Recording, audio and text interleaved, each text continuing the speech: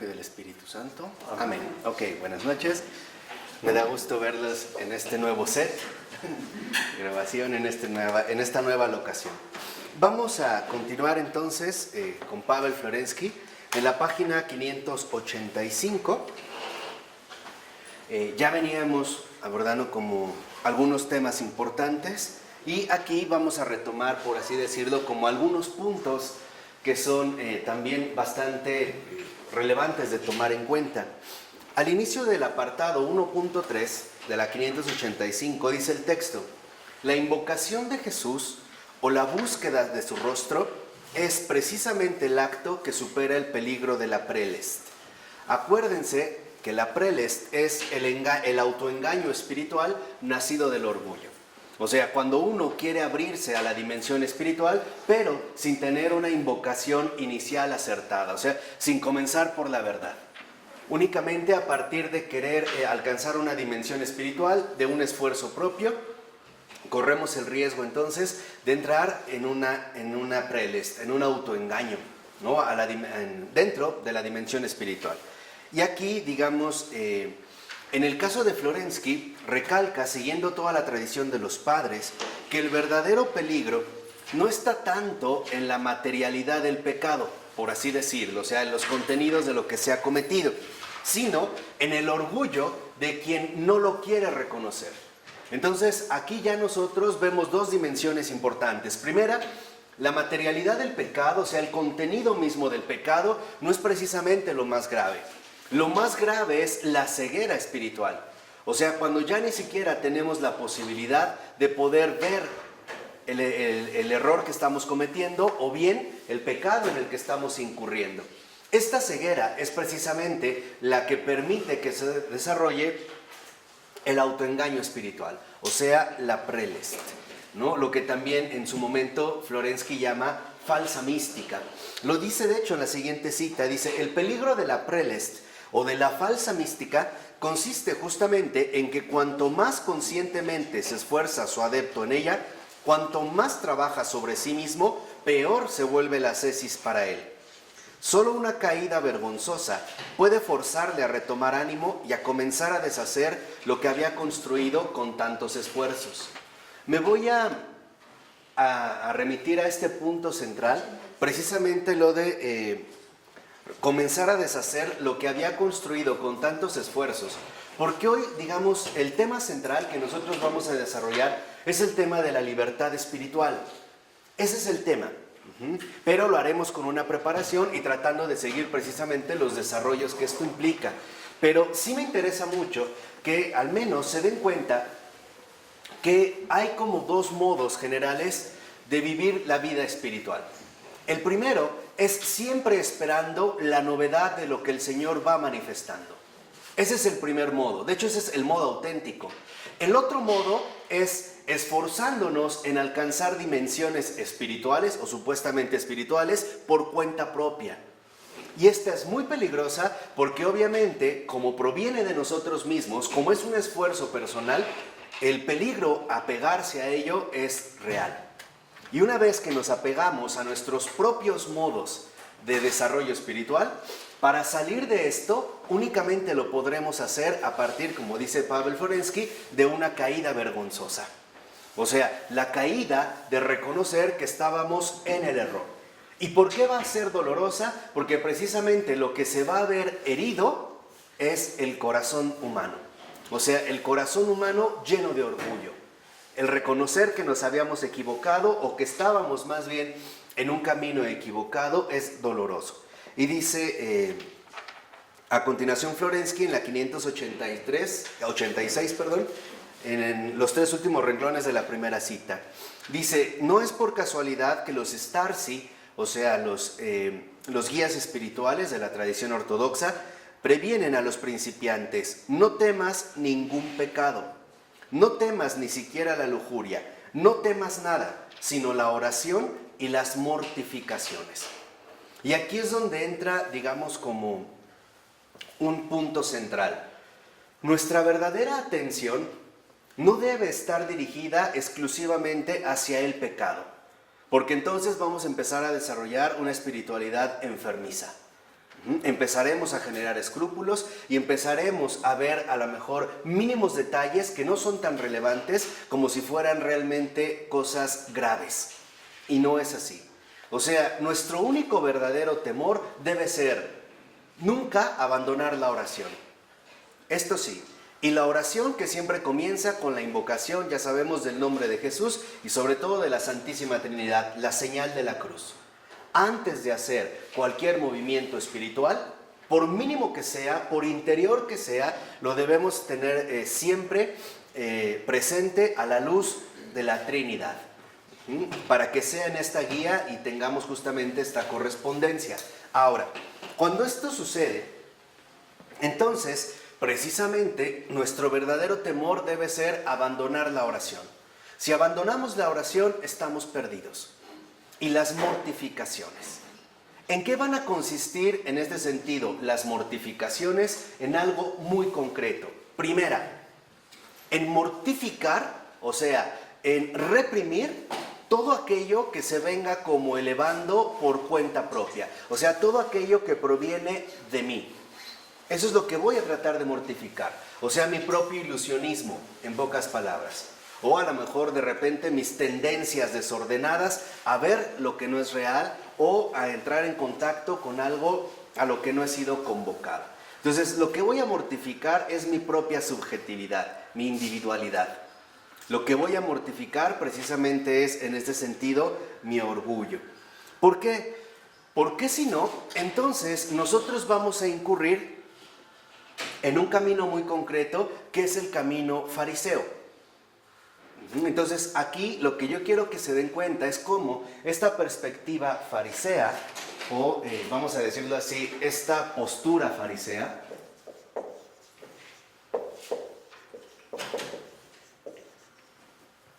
tiene unas características espirituales muy importantes y que de hecho no crean que son propias nada más de esta rama del pueblo judío. No, también muchos cristianos asumimos esta postura farisea. Lo peor es que a veces la llegamos a asumir y sin darnos cuenta. Como lo mencionaba Florensky, estamos ya viviendo en una determinada ceguera. ¿Por qué? Porque lo que va a explicar ahora Florensky es la contraposición, ¿no? O digamos, la oposición fundamental que se da entre Jesús y los fariseos.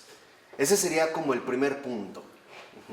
¿En qué consiste, vamos a decirlo así, esta verdadera contraposición? Y para Florensky, precisamente, se manifiesta en que la postura farisea también es una prelest, o sea, es un autoengaño espiritual. Entonces, el primer punto a tener en cuenta es que cuando hablamos de una postura farisea, estamos hablando de un autoengaño espiritual.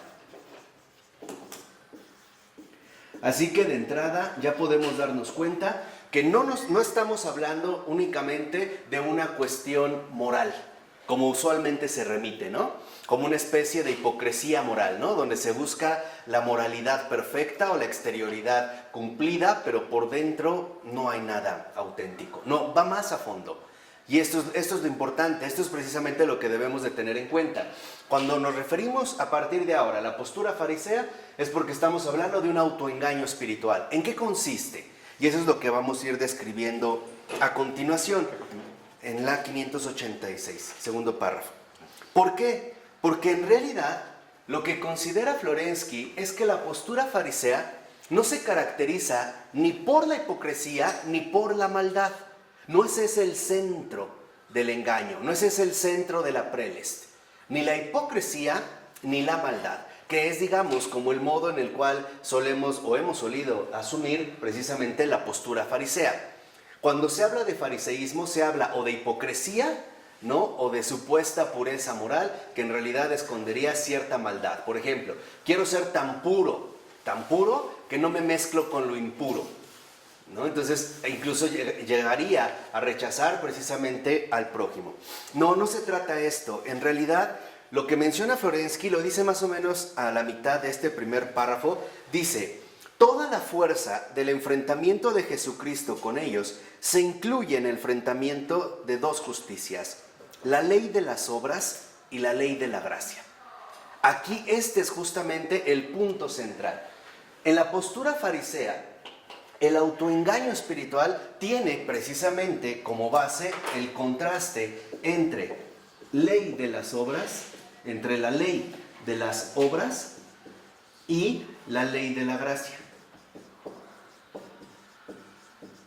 Acuérdense, nosotros hemos estado dando estos cursos porque queremos tener ya un catolicismo adecuado, un catolicismo auténtico, católicos potentes, que estén al nivel de la situación contemporánea. Entonces, esto es fundamental porque lamentablemente nosotros también lo hemos llegado a asumir, incluso como católicos, y esto también hay que reconocerlo. Entonces, el verdadero problema en la postura farisea es esta contraposición que se da entre la ley de las obras y la ley de la gracia. ¿Por qué? Lo dice la siguiente cita ya de manera muy, muy clara Florensky. Dice, ¿por qué tiene valor el mandamiento? O sea, el sábado, el Shabbat, que para el pueblo judío es como, de hecho, el núcleo central de su culto, ¿no? Pero pregunta Florensky, ¿por qué tiene valor? ¿Por qué realmente tiene valor? Y lo contesta de manera tajante, porque es dado por Dios. Ojo, ¿vale la ley? No porque el hombre la cumple, vale porque Dios la dio. Si Dios no hubiera dado esa ley no tendría absolutamente ningún ¿qué? Valor. Entonces, el primer punto en el autoengaño espiritual consiste en que perdemos de vista a Dios. Esa es la postura farisea. ¿De acuerdo? En este primer punto, precisamente, el autoengaño espiritual es igual a perder de vista a Dios. Y en este sentido, entrar en conflicto con las dos leyes que se complementan mutuamente. Pierdo de vista la ley de la gracia y entonces sí, me voy a quedar únicamente con la ley de las obras. O sea, me olvido de Dios, pero me quedo engañado en mí mismo por el cumplimiento de mi propio deber, como pensaban los fariseos, ¿no? O sea, cumplir la ley de manera estricta y escrupulosa. Acuérdense de estos detalles cuando Jesús en un sábado va por el campo y sus discípulos recogen espigas de trigo, ¿se acuerdan? Y le dicen que por qué lo hace. Aquí lo que quiero que entiendan es que ellos reprochan la acción de Jesús, reprochan las obras de Jesús porque ellos ya no contemplan la ley de la gracia. Para ellos el sábado, el mandamiento, únicamente es para cumplirse, pero ya se olvidaron quién es el que lo dio. ¿Sí queda claro? La verdad, nosotros hacemos lo mismo en la Eucaristía. Hacemos exactamente lo mismo. Cumplimos con la Eucaristía porque lo vemos como un ritual comunicado y repetitivo, con el que hay que cumplir porque es una ley. Si yo no voy a misa el domingo, entonces es pecado, porque es precepto. Entonces tengo que hacerlo. Y me quedo únicamente en la ley de las ¿qué? De las obras. Y me olvido quién es, ya no el que nos dio esta ley, el que está ahí, que de hecho es más grave todavía. Porque no solo estoy despreciando al que lo dio, sino que estoy despreciando su presencia misma ahí. O sea, lo que quiero que entiendan es que es muy fácil creer que, por ejemplo, el cristianismo se puede cumplir con las meras obras externas. O lo que en otro momento dijimos con una exageración empírica. Lo que se ve, ¿no? Cumplir con esto, cumplir con aquello, rezo 3 rosarios, voy a misa diario, hago no sé qué, hago no sé qué, hago no sé qué. Pero aquí es donde entra el primer punto. ¿Hacemos eso por gracia o hacemos eso por cumplir las obras? Si es por cumplir las obras, estamos viviendo un autoengaño espiritual. Porque en realidad solo estamos quedando bien con nosotros mismos. Y no tiene validez, ¿verdad? No. No tiene validez, ¿por qué? Y esto es muy bueno. ¿Por qué no tiene validez? Porque Dios no está ahí. Más bien lo hemos sacado del juego. Y ahora nos quedamos como atrapados en nuestro propio cumplimiento. Por eso, para ellos, la ley de las obras únicamente se reduce al cumplimiento.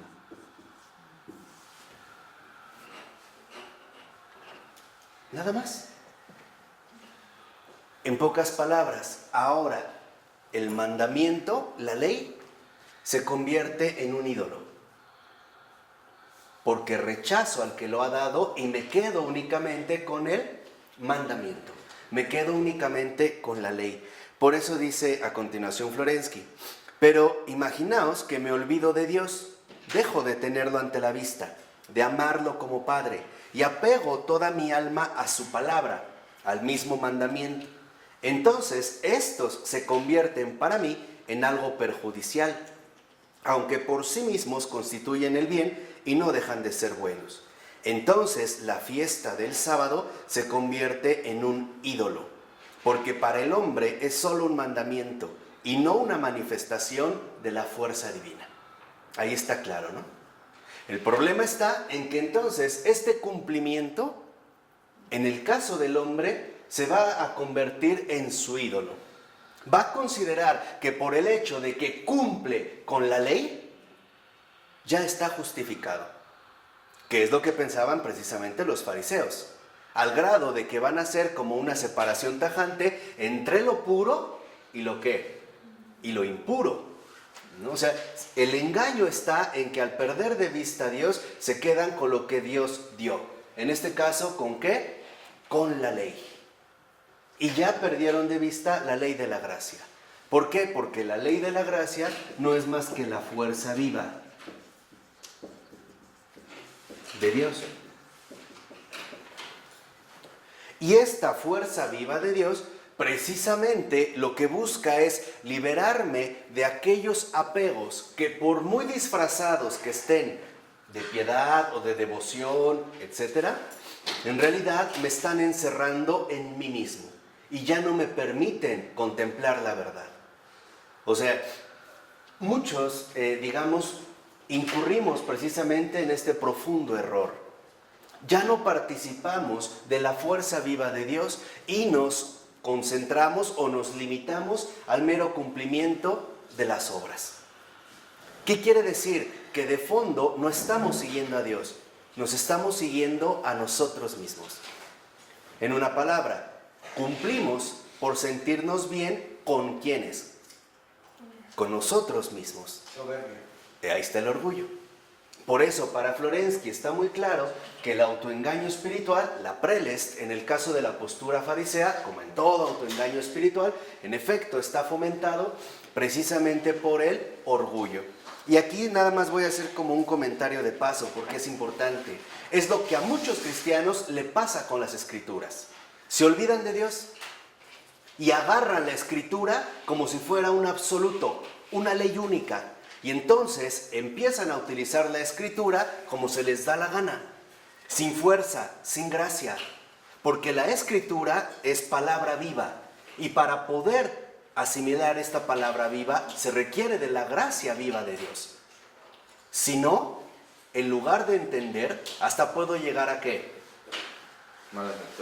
A malinterpretar, a manipular, a utilizar. El ejemplo más claro que tenemos es el demonio, ¿no? Satanás. Cuando Satanás tienta a Jesús en el desierto, le cita la Biblia. Le cita las escrituras. Ahí está el punto claro. Le cita la escritura, o sea, no es un comentario de él. Le está citando la escritura. Y Jesús, ¿con qué le responde? Con la escritura. Ahí literalmente es el debate teológico más grande que se ha dado en toda la historia. Los dos son como grandes y expertos teólogos. Pero ahí lo que se están enfrentando es en la verdad, con frases cortas, ¿no? Cita la escritura el maligno y Jesús le responde con la escritura. ¿Por qué? Porque para muchos, en efecto, Dios ya no importa. Lo único que importa es la escritura. Y entonces la pura escritura, la Biblia, se convierte en un ídolo. Y van a empezar a interpretar y a decir muchas cosas, la verdad, disparatadas, o bien lo que se les dé la gana. ¿Por qué? Porque como yo ya me olvidé de Dios, entro en mi autoengaño espiritual y entonces estas mismas palabras me pueden sugerir o sugestionar cosas totalmente equivocadas. ¿Y en qué me voy a defender? ¿Dónde voy a decir que está escrito? ¿Qué hacen las sectas protestantes? ¿Cuál es su arma La Biblia. eficaz? La Biblia. Esa es su arma. Pero cuando tú hablas, por ejemplo, de la Trinidad, ahí ya no. Ahí ya no. ¿Por qué? Porque para ingresar a la Trinidad se requiere la ¿qué? La gracia, no las obras, es gracia. Y ahí ya no. Entonces, se van a quedar únicamente, precisamente, en este sentido, con las Escrituras. Y la Escritura, la Biblia, se va a convertir, como decía Lutero, la sola Escritura, las Escrituras nada más, se van a convertir en un ídolo tremendo. Y aparte, no va a ayudar realmente al crecimiento de la vida espiritual. Al contrario, la va a anular, porque en efecto, al seguir esta actitud, nosotros estaremos basados en último término en este autoengaño espiritual. ¿De acuerdo? ¿Vamos bien? Esto es de verdad bien importante de tenerlo en cuenta, porque si no, es muy fácil a veces dejar de lado a Dios y quedarme únicamente con ellos, con lo que Dios dio. Por ejemplo, para ellos el mandamiento y listo. Para ellos lo único importante, para los fariseos, era el mandamiento. Para los protestantes lo único importante es que la Escritura. Y para muchos católicos, ¿qué es lo único importante?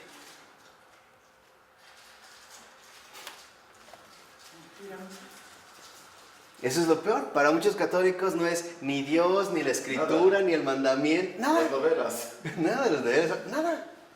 Que es más grave todavía, ¿eh? Por eso dice en realidad, al iniciar el siguiente párrafo, dice el texto: en la medida en que es la ley la que conduce la vida y no Dios, el hombre se encierra en sí mismo y se vuelve autosuficiente, porque pone todo su empeño en la propia relación con la ley, viviendo en la ilusión de su propia justicia.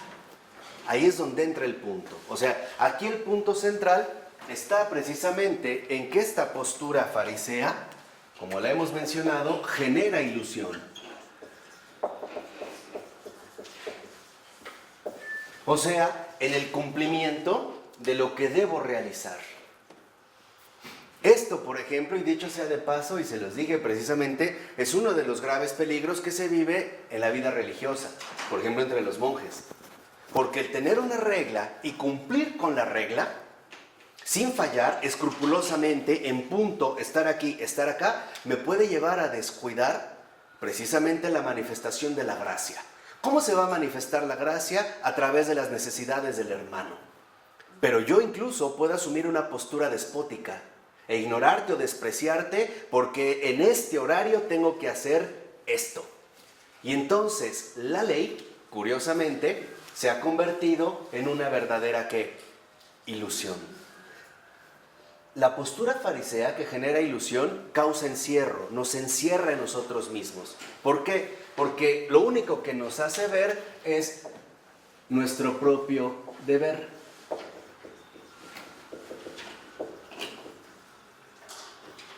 ¿Se lo dijiste a los monjes eso? Sí, claro. No, y les dije que era el mayor peligro al que corren. Si no, es que es verdad. O sea, ¿por qué? Porque si no, es como hoy.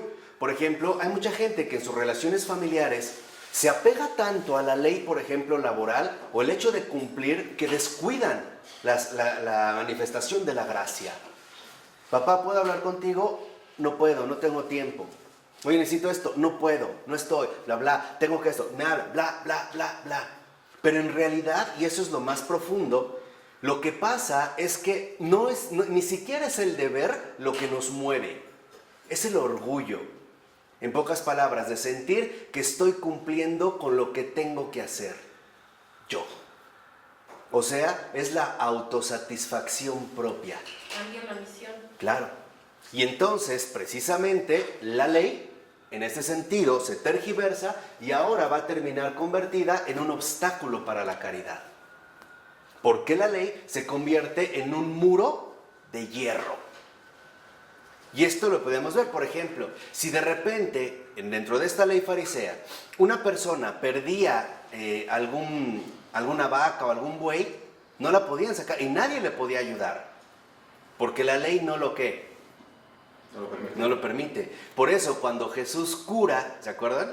En sábado, para ellos era un escándalo. Pero lo que quiero que entiendan es que lo que les escandaliza no es que se falte a la ley, no es la falta a la ley. Lo que les escandaliza es la libertad absoluta de la gracia. Eso es lo que les escandaliza. ¿Por qué? Porque en este sentido, la gracia siempre expresa una profunda libertad. Y esto los obliga a verse finalmente como amenazados ya en su estructuración rígida. O sea, la gracia finalmente que expresa la libertad, que es lo que de fondo los escandaliza, lo que hace es despertarlos de esta ilusión. Los empieza a mover.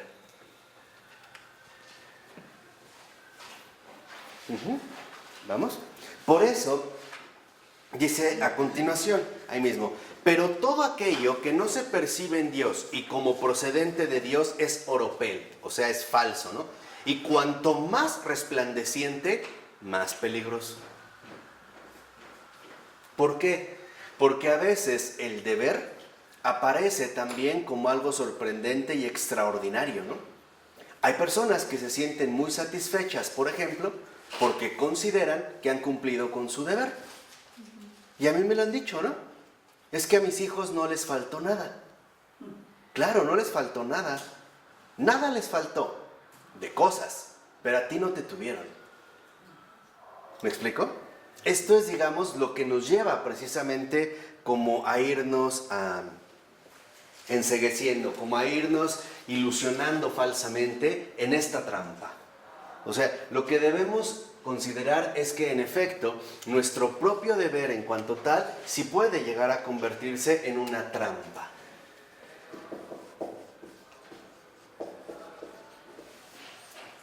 Y esta trampa es verdaderamente peligrosa. Porque mientras más sintamos que en efecto estoy cumpliendo con mi deber, mientras más autosatisfecho me vaya sintiendo, entonces va a ser mucho más difícil que yo pueda superar este autoengaño, ¿no? Porque ya estoy, digamos, como bien establecido dentro de mis propios límites. Porque en último término, y esta es la dimensión espiritual de la postura farisea, que es lo que estamos analizando, que es de hecho lo que verdaderamente nos interesa, lo dice ahí mismo a continuación Florensky cuando menciona, cuanto más puramente vives, más profunda, peligrosa y difícil de erradicar es la pasión de la adoración de sí mismo. Y esto es, digamos, precisamente lo que está en juego. La trampa, digamos que es la trampa hacia la cual nosotros pareciera que nos vamos dirigiendo, es la adoración de sí mismo.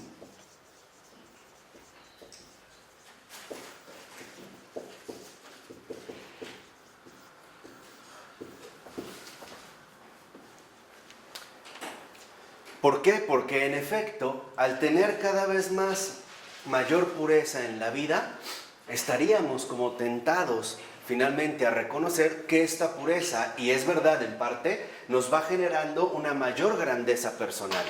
Y es cierto, y eso es cierto, pero ¿de qué manera nosotros precisamente la podemos superar o la podemos combatir? De la manera de que esta adoración siempre esté dirigida a Él. O sea, en pocas palabras, nunca perder de vista ¿a quién? A Dios. En todo lo que hacemos, en todo lo que vivimos, en todo lo que realizamos, esto es muy importante. Porque si empezamos a mirarnos a nosotros mismos y a lo mejor el avance que hemos conseguido en ciertas cosas o la manera en la cual hemos crecido, etcétera, etcétera, etcétera, lo más probable es que por ahí se filtre el autoengaño espiritual. Qué bien estoy haciendo las cosas, cómo he avanzado, cómo estoy rezando, etcétera, qué santo soy. Cosas así por el estilo, en realidad son muy peligrosas. ¿Por qué? Porque se van a ir al nivel espiritual, a la hondura espiritual. La regla, o la que se puede vivir una vida religiosa en general, que la regla no es el centro, o sea, no es una constitución, sino que lo importante es el amor que inspira esa regla.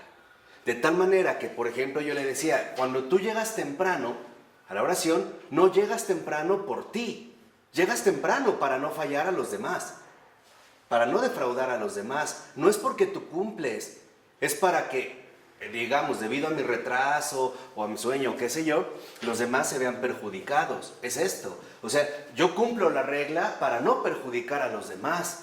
No es que cumpla la regla para hacer lo que me toca. No sé si esto se queda claro. O sea, uno puede ser buen esposo no para cumplir su papel, sino para que la esposa no quede defraudada. Porque en último término, cuando nosotros defraudamos a una persona, es por una simple razón, porque nos quedamos en nosotros mismos. Ese fue el error. Ese es el punto. Cada uno de nosotros en el mundo tiene una única misión, que se va a desarrollar y se va a desempeñar de muchísimas y muy variadas maneras. Pero el único punto central es uno: manifestar de manera concreta, encarnada, al Dios vivo y verdadero. Esa es la misión. Como madre, como padre, como profesor, como barrendero, como lo que quieras. Esa es tu única misión, nada más. Esa es la verdadera misión de cada uno. Y esa misión, vuelvo a repetir, se va a llevar a cabo según la inspiración también y la recepción que nosotros tengamos de la gracia. Y esto es fundamental. O sea, nosotros hacemos bien las cosas no porque las debo hacer bien o porque puedo hacerlas bien. Eso es exaltarte a ti mismo. Hago bien las cosas porque los demás no merecen que se les falle. Es una perspectiva totalmente diferente. Cumplir el deber es porque los demás no merecen que se les prive del amor que de hecho poseen. No sé si esto queda claro. O sea, no cumplimos el deber, como decía el señor Kant, por el deber mismo. Cumplir el deber por el deber. No. Cumplimos el deber porque los demás no merecen que se les decepcione, que se les prive o que se les arrebate este amor que de hecho les corresponde y que Dios nos permite que les llegue. Una vez me preguntaban, ¿qué es amar? Y yo les decía, amar es darle al otro todo lo que Dios quiere que reciba. Eso es amar, ¿eh? Todo lo que no es esto es fraude. Piénsalo bien, analízalo bien. Pero amar es darle al otro todo lo que Dios quiere que reciba a través de ti. Una sola persona no llena el amor que otra necesita. Una sola persona requiere muchas otras personas que le vayan manifestando el amor de Dios de muy diversas formas y maneras. Por ejemplo, alguien le puede manifestar el amor o la predilección que Dios siente por esa criatura en particular, por esa persona en particular, a través de una ayuda material. Alguien a lo mejor a través de una compañía emocional, alguien a lo mejor a través de una enseñanza, etcétera, etcétera, etcétera. ¿Por qué? Porque el amor no solo es una cosa, es algo vivo y que va llenando cada uno de los aspectos de nuestra propia vida personal.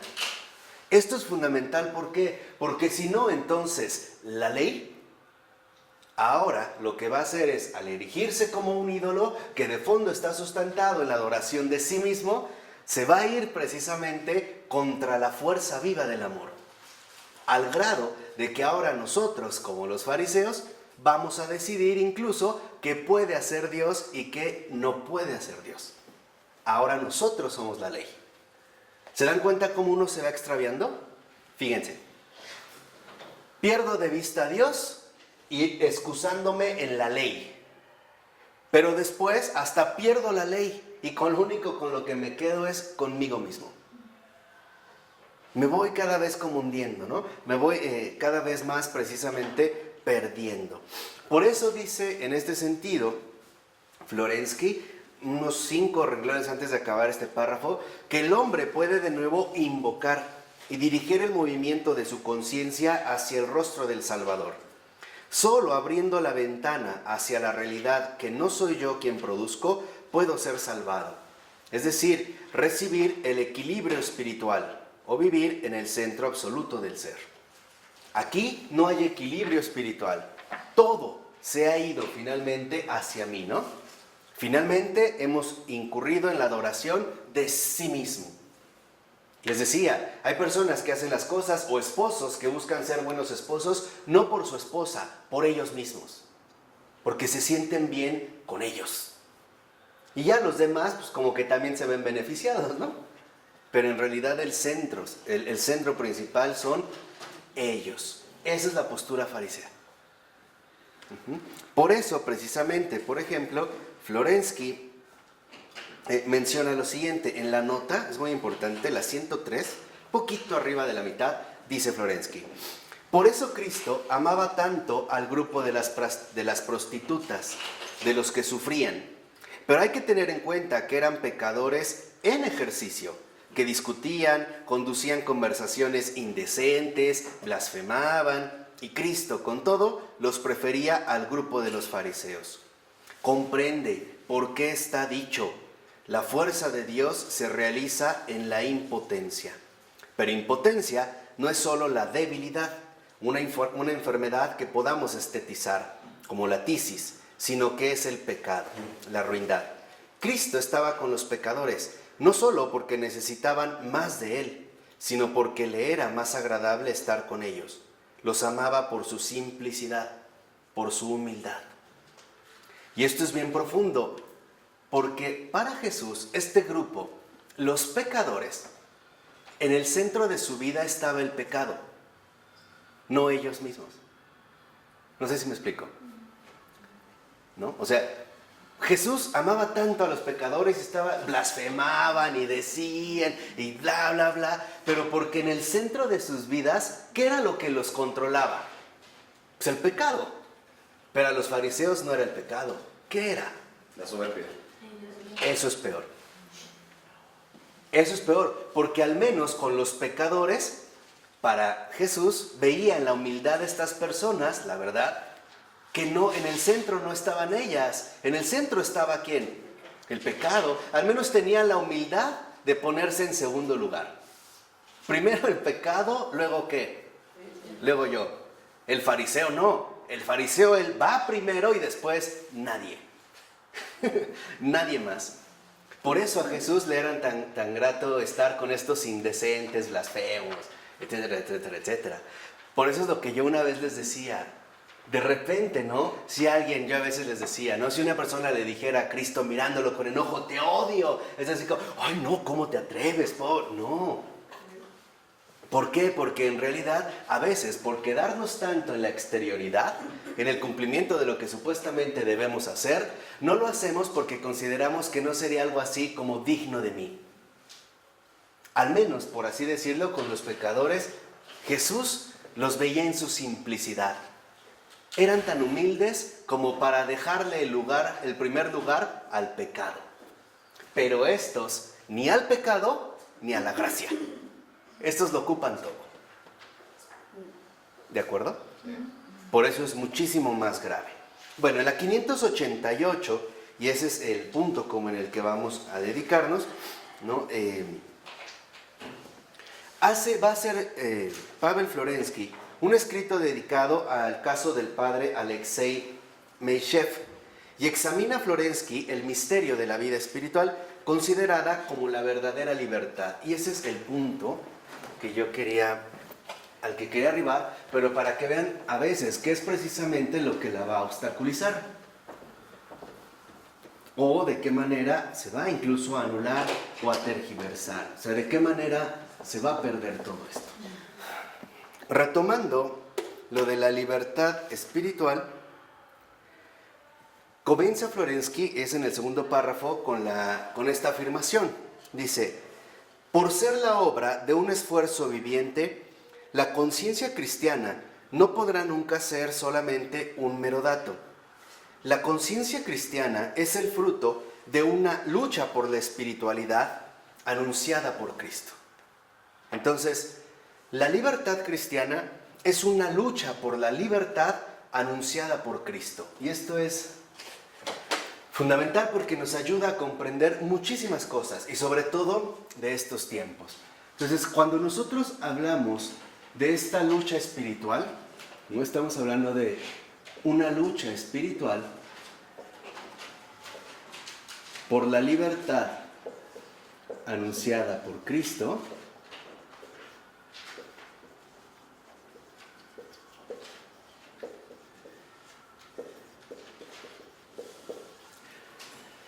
precisamente nos vamos a colocar en uno de los temas fundamentales que hoy en día están siendo como abordados de muchas maneras.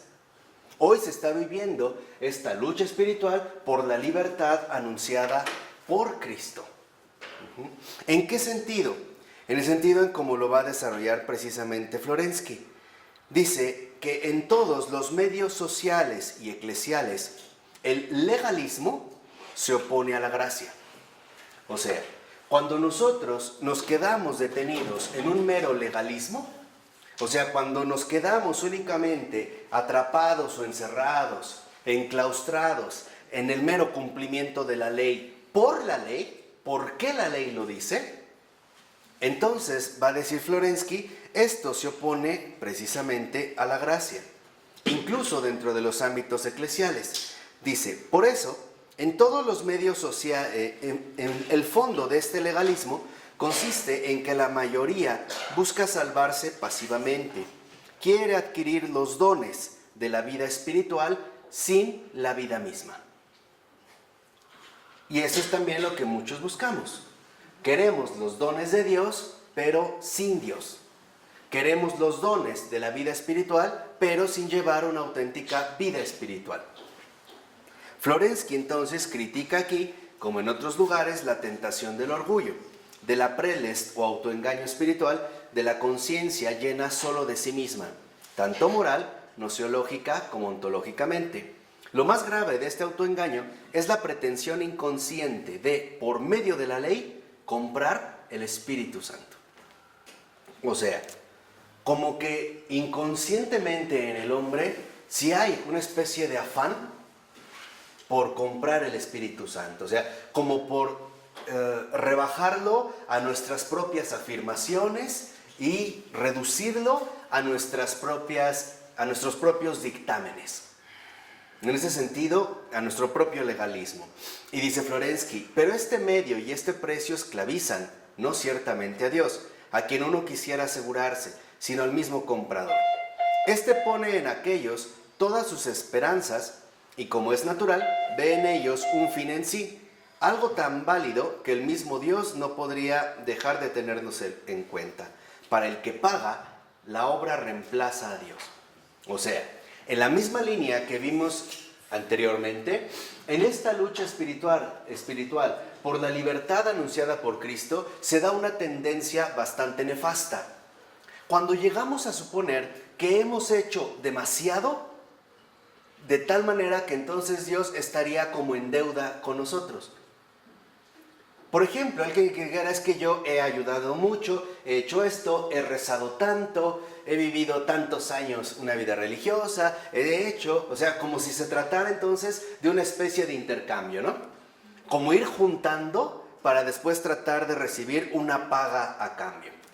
Y aquí el punto está en que, en efecto, lo que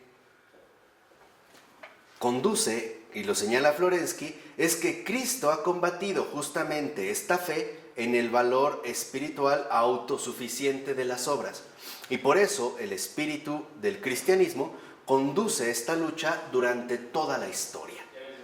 O sea, ¿qué es aquí, digamos, algunas de las cosas que se señalan y que son muy importantes? Primera, las obras no son lo que definen precisamente la libertad espiritual. Y esto es algo de verdad muy importante, ¿eh? Este tema de la libertad espiritual de verdad me interesa mucho que quede claro. O sea, las obras no son lo que definen la auténtica libertad espiritual. Y ahorita van a ir entendiendo por qué. Pero les vuelvo a repetir, no son las obras, no son las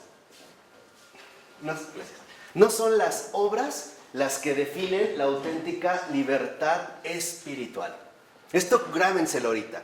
No son las obras las que determinan la verdadera libertad espiritual. Ahorita van a ver por qué. Bueno, se los adelanto para que también no se pierdan, porque es como muy profundo. Las obras que brotan de la auténtica libertad espiritual anunciada por Cristo son escandalosas. Los hombres jamás la hubieran sospechado. Son inquietantes. Las obras que brotan de la auténtica libertad espiritual anunciada por Cristo inquietan al mundo entero. No son normales. No las podemos asimilar a la primera. Al contrario, lo más probable es que al principio empiece a despertar profundas sospechas, recelos, resentimientos, distancias. ¿Por qué? Porque ningún hombre puede comprender la obra que Dios realiza de manera inmediata. Y aquí yo nada más les quiero dar un ejemplo muy concreto.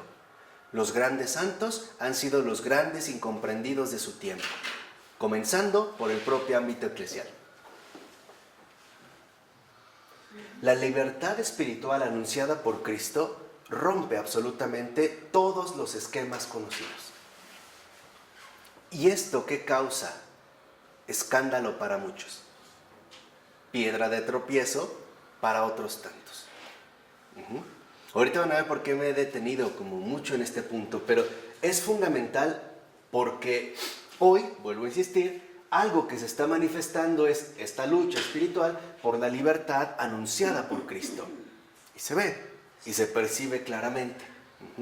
Pero aquí lo primero que quiero que entiendan es que, en efecto, no hay esquema dado para entender lo que Cristo está realizando en el mundo. No lo hay.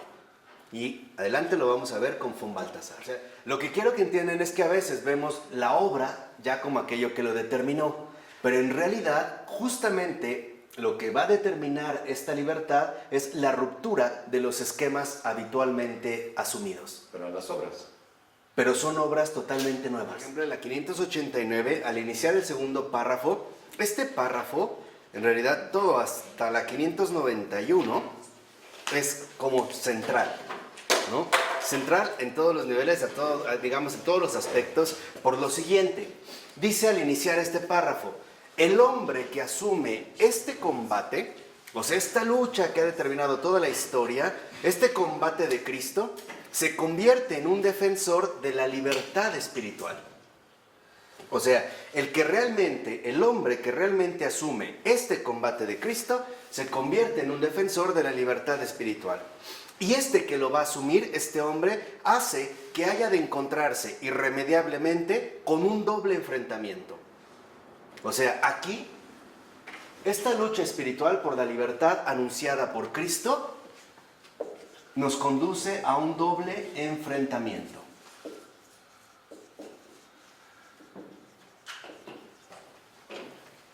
O sea, se va a tener que enfrentar a dos situaciones. Primera, unos le rechazarán defendiendo encarnizadamente el valor del sábado, o sea, la ley. Unos de antemano dirán que eso va contra ¿qué? La ley, que eso no es posible, que eso es imposible. Le dirán incluso, ¿no? Que precisamente como que él ha dicho algo en contra de la ley, y otros aceptarán su crítica, pero proponiendo otro día al que concederán el mismo valor. O sea, unos finalmente en este doble enfrentamiento le van a decir de manera tajante, no, esto va contra ¿qué? Contra la ley. Esto no va precisamente con lo que se ha vivido durante tanto ¿qué? Durante tanto tiempo. Tradición. Contra la tradición. O esto va, digamos, atenta precisamente contra esta tradición. Pero aquí entran dos cuestiones. Esta tradición es una tradición viva, Se va renovando. que involucra una renovación profunda en todas las dimensiones de su fuerza expresiva. A lo que se exponen es, uno, rechazo, ¿no?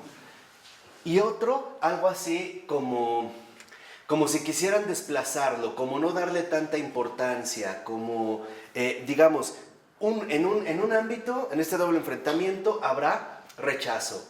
Y en el otro habrá aceptación con ciertas reservas.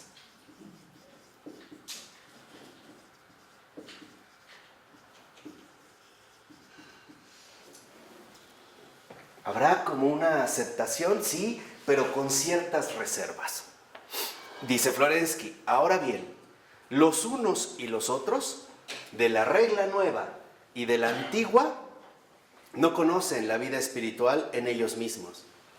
No comprenden que no se trata en absoluto de la excelencia de tal o cual reglamento en sí mismo, sino del puesto que ha de ocupar la regla en el espíritu humano y de su posición secundaria y de servicio y no dominante en la vida.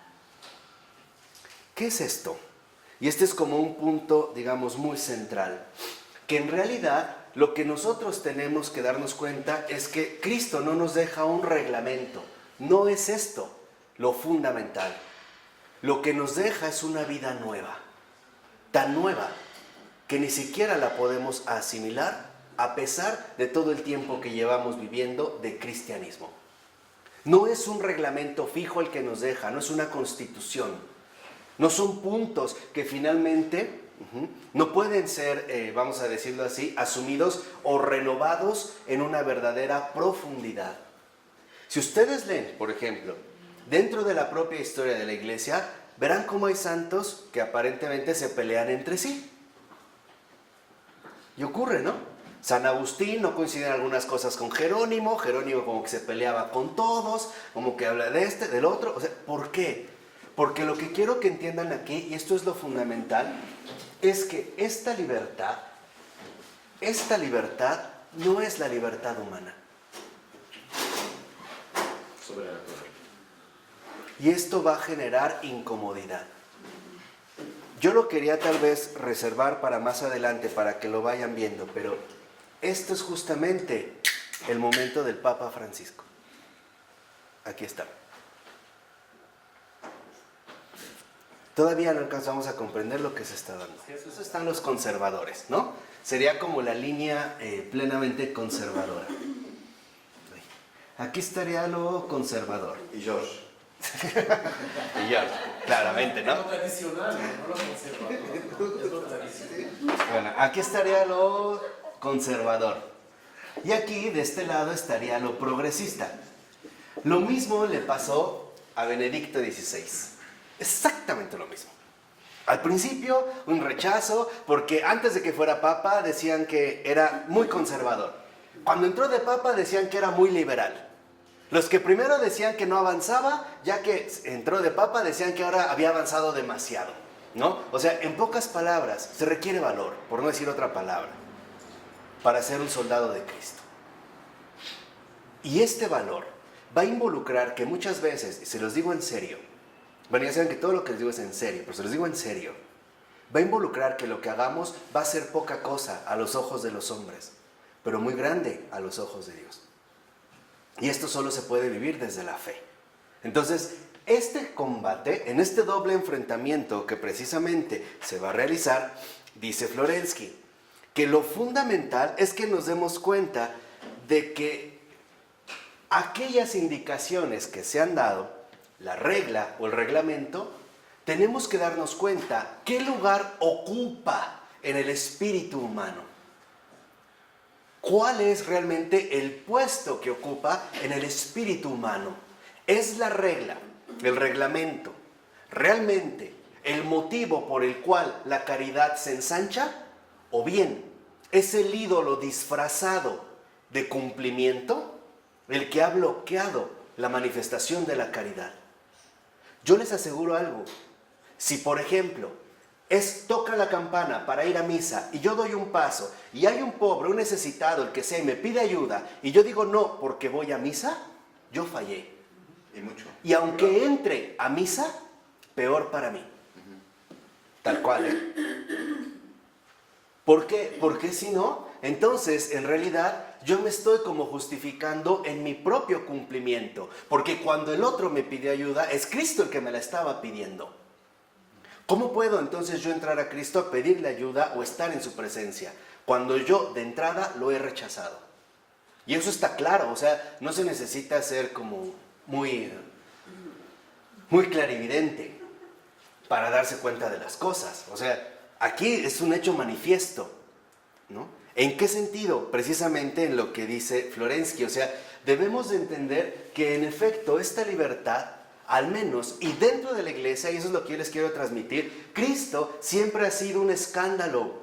No lo podemos reducir a esquemas plenamente asimilables, entendibles y sobre todo conservables. O sea, como si Cristo fuera una norma fija y dada. Florensky, por ejemplo, tipifica estas dos posturas de tal manera que dice, bueno, este conservador es el fariseo. ¿Por qué? Porque se queda aferrado a lo dado. ¿No? Dijimos, la ley fue dada y dice incluso, ¿no? De tal manera que la ley sustituye a la vida. O sea, la ley finalmente es ahora el sustituto de la vida. El otro, el progresista, es el saduceo. ¿Qué es lo que hace el saduceo? Acepta estas innovaciones, pero las acepta solo por meras conveniencias políticas y sociales. Solo por eso. O sea, acepta lo que le conviene por conveniencias políticas y sociales. Y hago.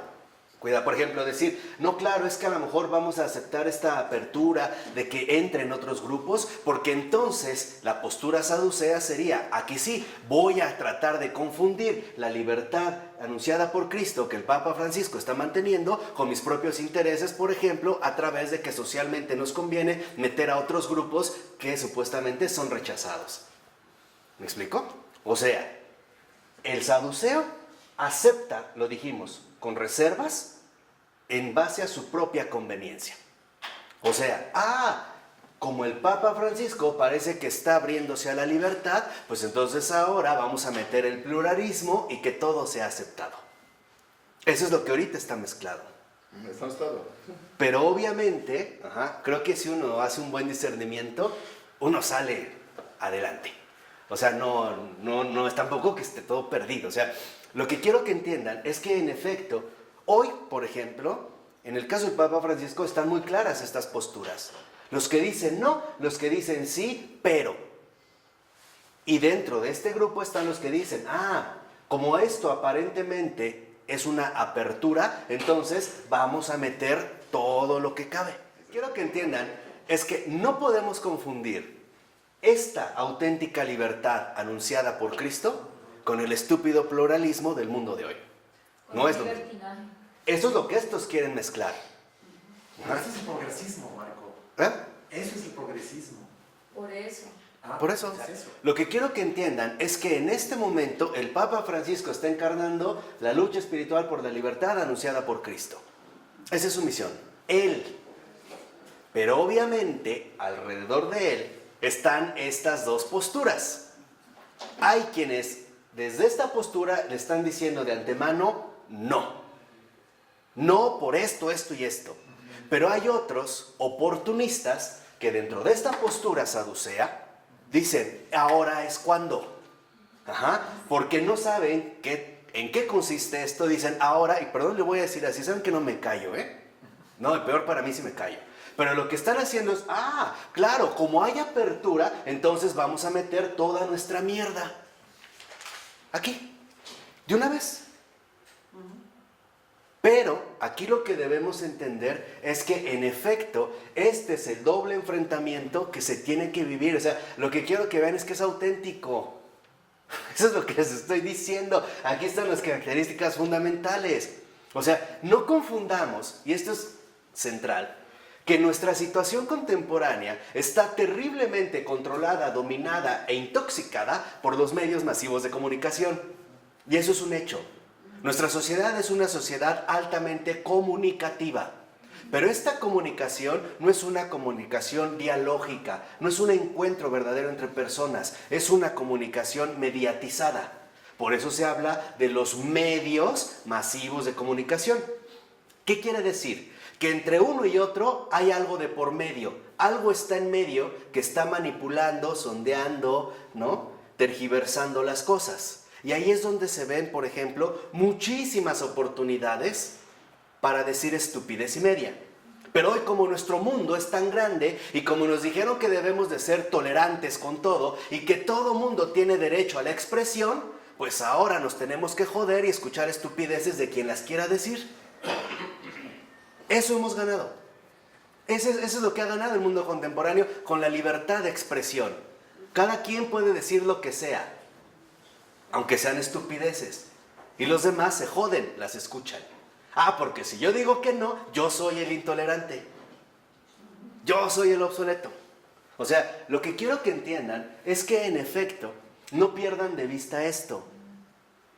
¿Por qué? Porque el propio Pavel Florensky dice que en realidad estos dos puntos constituyen, ¿no?, el tejido en la historia.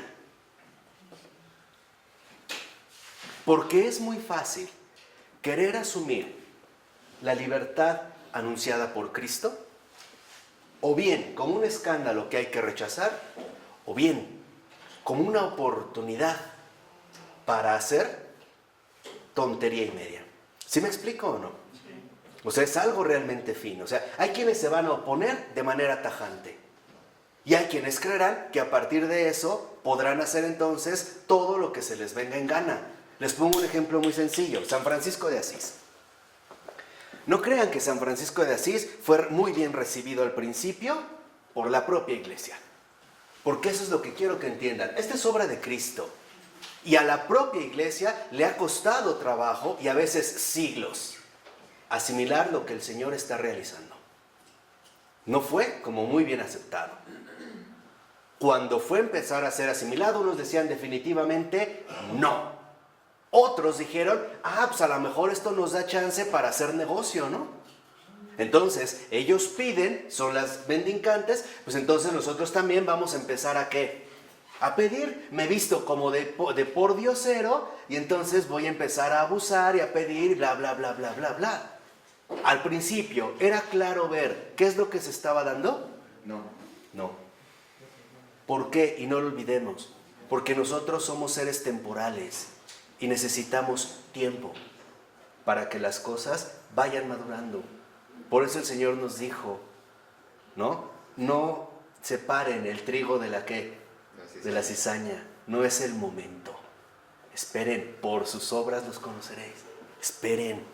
Pero no podemos emitir juicios precipitados, porque muchos de los juicios que hoy podemos hacer a favor o en contra del Papa Francisco, ni siquiera vienen directamente del Papa Francisco. Viene de lo que la gente dice de él. O de la manera en la cual nos lo quieren presentar. O de los que están a su alrededor. O de los que están a su alrededor. O sea, sobre todo, si ustedes se dan cuenta, es alrededor del ámbito mediático. A lo mejor un grupo pro-gay dice, pues este es precisamente nuestro Papa, ¿no? El Salvador, claro.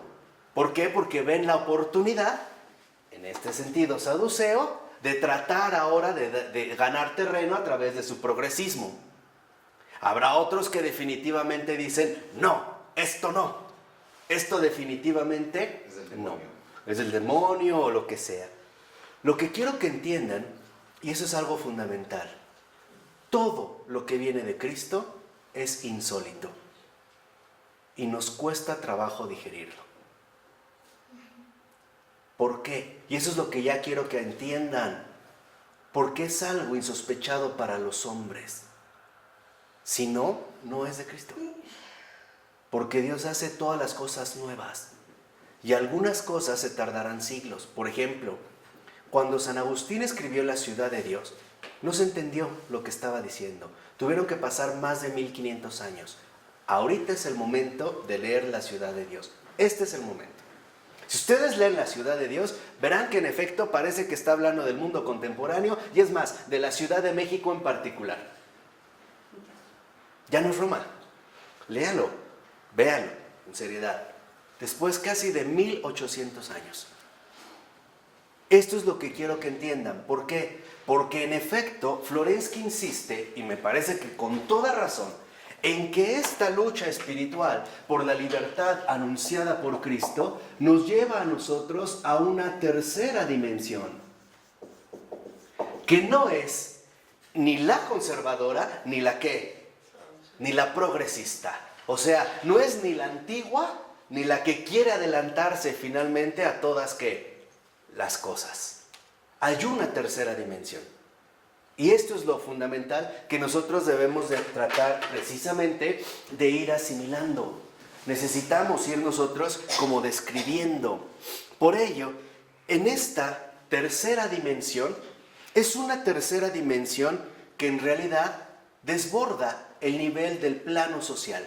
¿Quién dice que hay una tercera dimensión? Florensky, vamos a irlo bien. O sea, lo que quiero que vean es que estas posturas, este doble enfrentamiento, básicamente se da a un nivel social. ¿Estamos de acuerdo? Los conservadores o los ¿qué? Los progresistas. Y hasta en el ámbito político lo vemos, ¿no? ¿De derecha o de qué? O de izquierda. Pero en el centro no se puede quedar. O tiene una tendencia izquierdista, o medio derecha, o ultra o conservador, ultraconservador, ultraprogresista, pero en realidad hay dos ámbitos. Lo que menciona Florensky como dos coordenadas, que en el mundo parecieran siempre remitirnos a dos posturas, o conservadora o progresista. Pero Florensky dice que la lucha espiritual por la libertad anunciada por Cristo nos conduce o nos dispara a una tercera dimensión. Y esta tercera dimensión, esta no le comprende y ni siquiera es capaz de verlo en su ser propio. O sea, ¿qué quiere decir? Que esta tercera dimensión es una verdadera dimensión de profunda innovación. He aquí que vengo, dice el Señor en el Apocalipsis, ¿no? Y hago nuevas todas las cosas. Esta tercera dimensión es una verdadera novedad, que no puede ser asimilada ni aquí ni allá. Por eso vemos, y esto es lo que quiero que comprendan, por eso nosotros vemos las dificultades que hay para asimilar las grandes obras del Señor. Hay quienes al momento, cuando aparecen los verdaderos soldados de Cristo, de esta lucha espiritual por la libertad anunciada por Él, hay quienes les dan una patada en el trasero, o hay quienes les dan la mano, pero embarrada de otras cosas, justo por la cercanía. O sea, lo que quiero que entiendan es que a estas alturas no podemos hacer juicios precipitados, ni tomar posturas definitivas. ¿Por qué? Porque apenas está aflorando y es invisible. Esta tercera dimensión es la dimensión viva de la fe. Por eso hablamos del acto de fe. No es algo que yo puedo instalar aquí o acá con toda comodidad. San Francisco de Asís, en su momento, pareció completamente revolucionario. Y lo fue. Es más, lo sigue siendo. Pero al mismo tiempo es profundamente conservador. Es lo que quiero que entiendan. O sea, esta tercera dimensión es la dimensión viva de la fe, que no solo se queda limitada a la opción bidimensional, o la una o la otra, en la cual precisamente se manifiesta el ámbito social, porque es algo enteramente nuevo. Esto lo podemos ver, por ejemplo, en el caso de Jesús. Eso es lo que quiero que entiendan. Los fariseos, que son muy hábiles, muy astutos, muy inteligentes, muy estudiosos, en varias ocasiones, podríamos decir en un lenguaje vulgar, prosaico, que se atoraron a Jesús bien bonito. Uno era cuando encuentra a la adúltera, y en sábado, y le dicen, ¿no? Le preguntan, la encontramos en adulterio. ¿Qué hacemos? Si Jesús dice que no la apedreen, va contra la ley. Pero si dice que sí, entonces también. Porque al matar no está cumpliendo la ley. Estaba atorado. Aquí estaba la postura. Si no cumple, mal. Si cumple, mal. ¿Qué hizo Jesús? Manifiesta una tercera dimensión. ¿Y qué respondió? Y nueva. Claro. ¿Qué respondió? No había respuesta. No había respuesta, exacto. No había respuesta. En el ámbito enteramente humano y social, una respuesta era ¿qué? Imposible. Este es el punto. Esa es la fe. O sea, eso es lo que quiero que entiendan, por favor. Esta fe que vive lo imposible. Lo vive. No lo piensa. No lo vamos a poder asimilar ni digerir a la primera. Nos va a costar trabajo. ¿Pero por qué nos va a costar trabajo? Porque es verdaderamente de Dios. Ya hasta San Agustín lo sabía. Decía, si lo entiendes, no es Dios. Ya, de un plumazo. A veces esos plumazos de San Agustín me encantan, ¿no? Si lo entiendes, no es Dios. Se acabó. Que ahorita se estén agitando las aguas, que todo esté como revuelto, está muy bien. Está muy bien. Porque esto significa que el Espíritu está obrando. Y se está moviendo. Y está moviendo absolutamente todo. Desde lo más bajo a lo más que. Y a todos nos ha hecho por lo menos pensar. A todos. A todos por lo menos nos habrá hecho surgir alguna duda, alguna inquietud. ¿Será que sí? En mi vida personal. ¿Será? En mi vida. En mente lo que está ocurriendo. Incluso a nivel actual, a nivel contemporáneo. Acuérdense, tenemos que estar a la altura de los tiempos. Si no, somos un fraude y un verdadero fracaso. Y ya estuvo de eso. Catolicidad no es sinónimo de mediocridad. Catolicidad es sinónimo de santidad. Si no, no ha servido para nada. Y ya hablamos de la santidad. Así que dijimos, ya tenemos que hablarla y vivirla sin prejuicios. Sin falsos obstáculos, ¿se acuerdan? ¿No? Sin pena, sin error, nada. Con toda esta libertad. Entonces, lo que quiero que vean es que esta fe que precisamente vive lo imposible, ¿no? En esta tercera dimensión, con respecto al plan de la sociedad, incluso nos va a llevar precisamente a darnos cuenta que esta fe que vive lo imposible es la verdadera dimensión del espíritu. Lo que es en este sentido la fe, la verdadera dimensión del espíritu.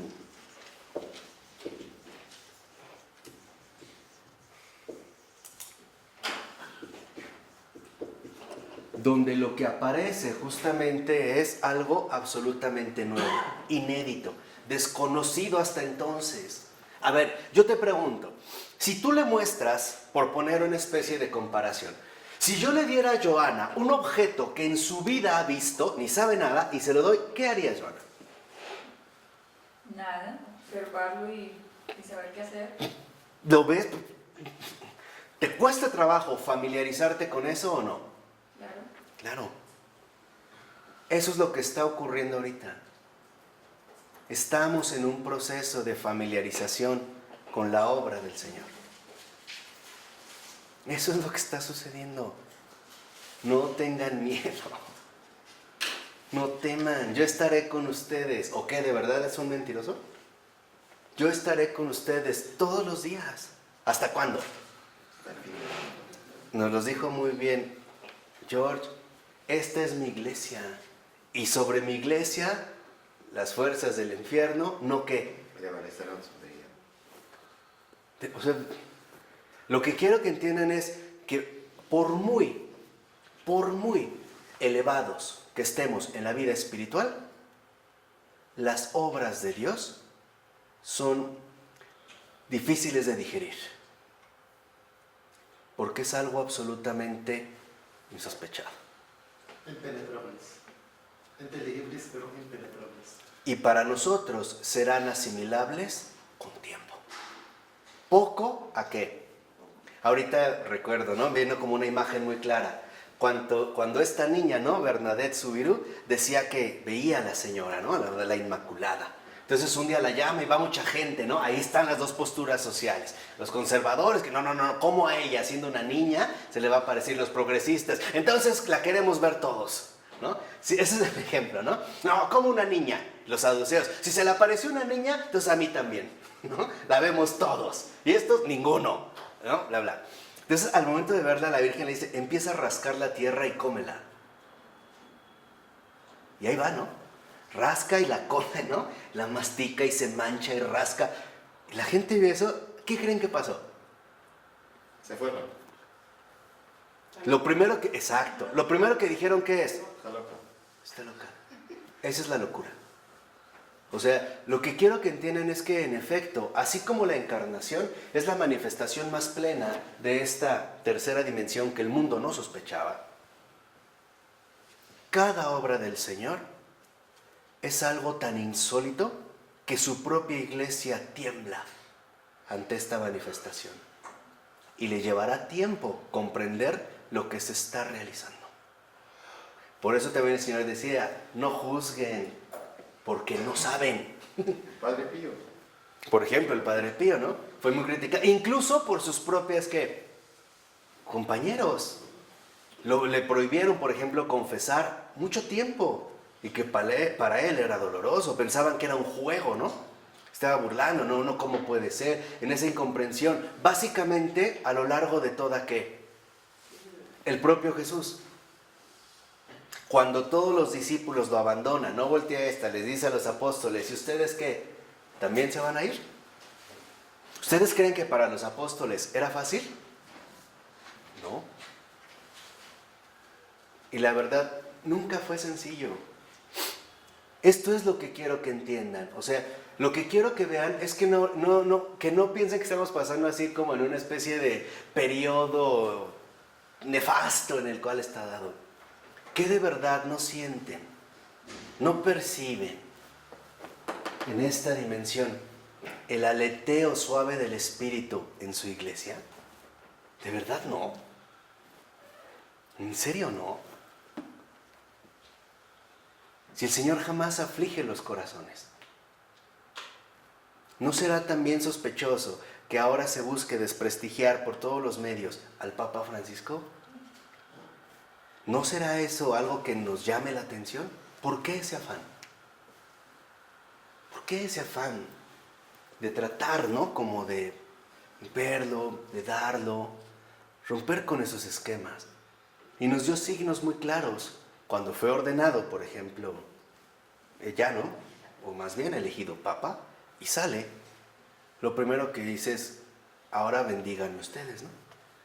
Ese es un paso enorme. Un paso enorme.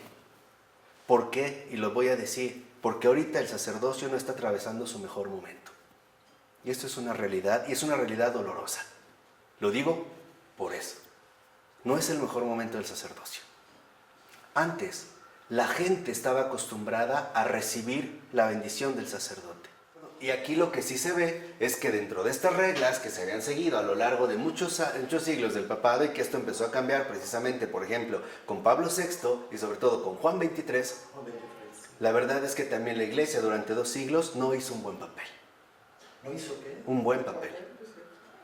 No lo estuvo. Yo se los dije, hay 2 siglos donde la iglesia tiene deuda con el mundo contemporáneo. Hay 2 siglos. Incluso en esta ostentación, ¿no? Donde de repente al Papa ni se le veía. Una vez al año, al momento de dar una bendición. Ad orbe et urbi, ¿no? Creo que se llama. Nada más. Había una distancia radical que hoy se sigue viviendo a pequeña escala. El sacerdote está allá. La gente está acá.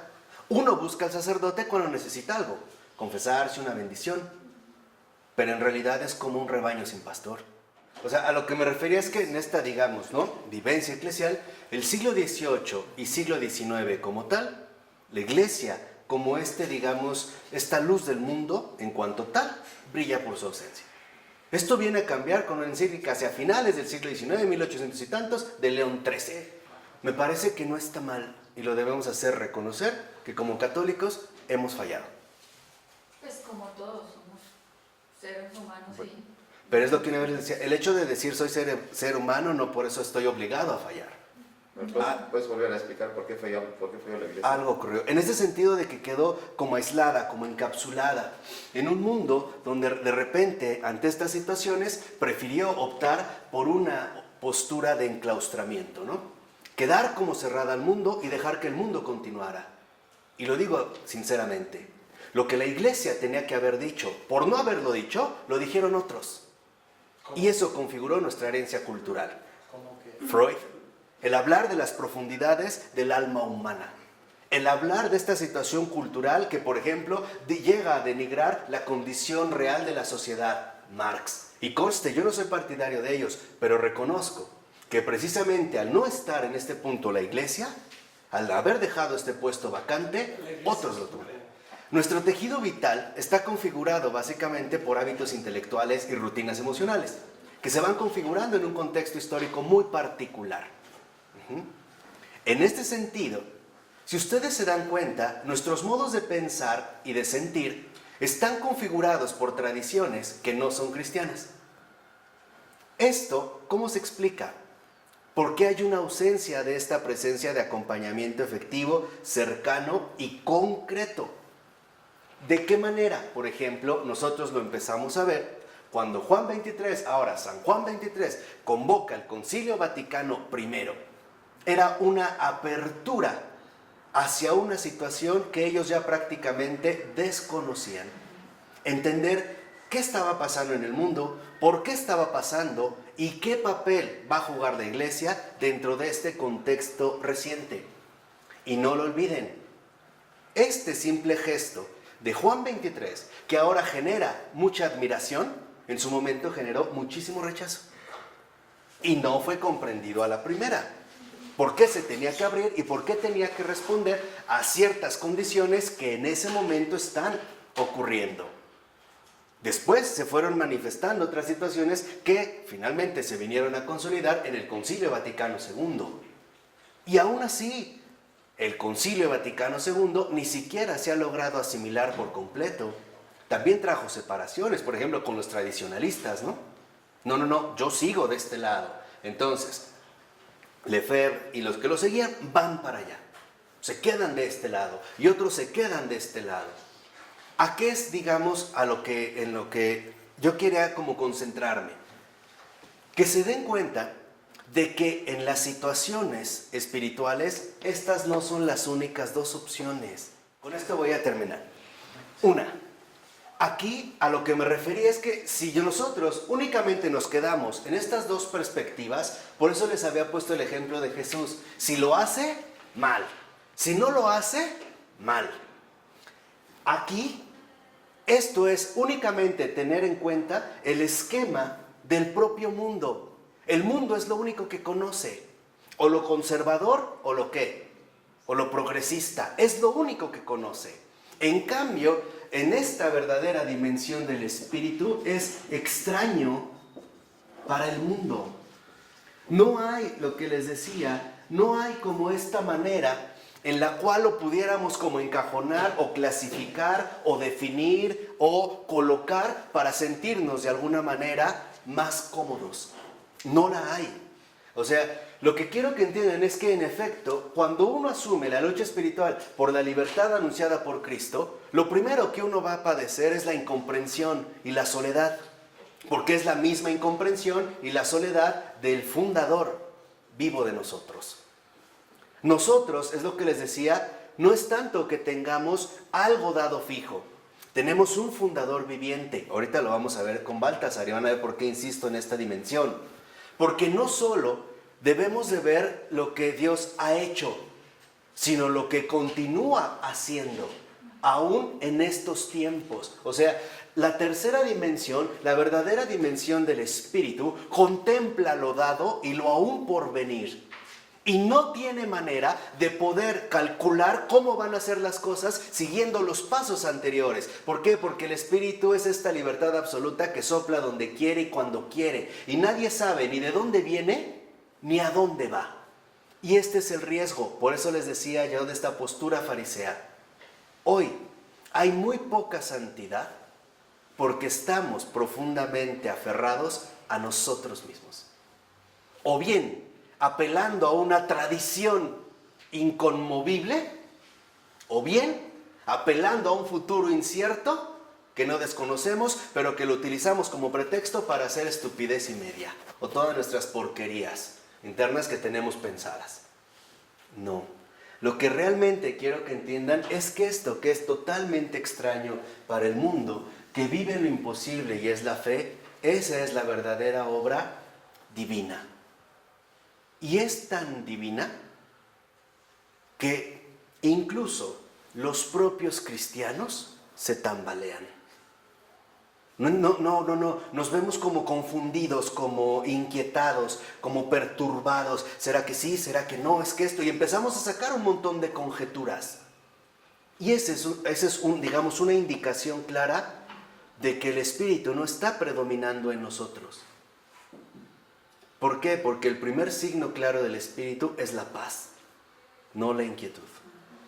Si nosotros no estamos alcanzando esta paz, es porque seguimos en la dimensión doble o en la bidimensionalidad del mundo. O nos quedamos con lo antiguo o nos aventamos, ¿no?, a lo aparentemente nuevo, al progreso. Pero aquí en realidad estamos en una dimensión absolutamente nueva. Tan nueva que la propia iglesia, que es la receptora fundamental de la presencia de Dios en el mundo, le cuesta darse cuenta lo que el Señor está realizando. Hoy no hay santos porque no se vive la libertad espiritual. Eso es lo peor de todo. Si realmente recuperáramos esta vivencia profunda de la lucha espiritual por la libertad anunciada por Cristo, otra vez la santidad se manifestaría con una fuerza realmente contundente. O sea, lo evaluamos todo según nuestros criterios, conservadores o progresistas, pero no según el Espíritu, que lo juzga todo y por nadie es juzgado. Piénsenlo, ¿de acuerdo? Vamos a hacer un gracias. En nombre del Padre, del Hijo y del Espíritu Santo. Amén.